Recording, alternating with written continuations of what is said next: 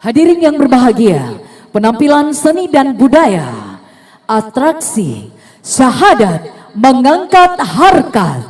Sebuah karya terakhir dari salah satu budayawan, seniman tokoh masyarakat Minangkabau, almarhum Nazif Basir. Penampilan seni budaya yang terdiri dari 3 episode. Episode pertama, visual Jazirah Arab. Episode ini adalah tentang turunnya surah Al-Mudatsir 1-7 sebagai perintah Allah untuk bangun dari tidur, mengagungkannya dan meninggalkan perbuatan keji. Koreografi kain putih dari penari dan visual multimedia kain putih melayang terkesan terbang sebagai simbol mulainya manusia melepaskan, meninggalkan kelalaiannya dan diakhiri suara syahadat. Episode kedua, Minangkabau dan Islam, mengangkat peristiwa Bukit Marapalang, yaitu tentang pertikaian kaum adat dan ulama yang menamakan dirinya Harimau Nan Salapan.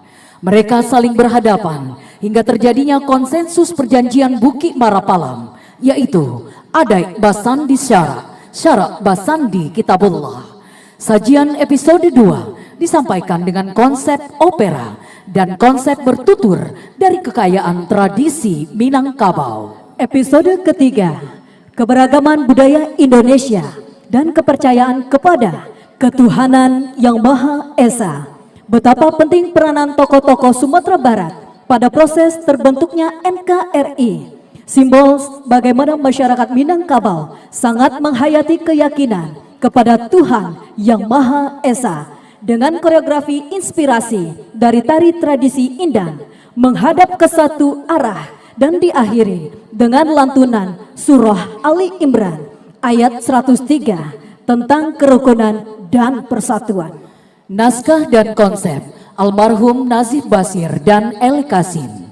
Artistik Direktor Rama Suprapto, koreografer Hartati, Music Director Andi Rianto, komposer tradisional musik Syahrial Tando, aktor kaum adat Al-Kawi, aktor kaum ulama Chandra, lighting designer Jenny, multimedia Zaki Ahmad Fauzan, kostum designer Eli Kasim, show director Dani Ceper, stage designer Iskandar Ludin, Juni Azwar, artistik konsultan Tom Ibnur.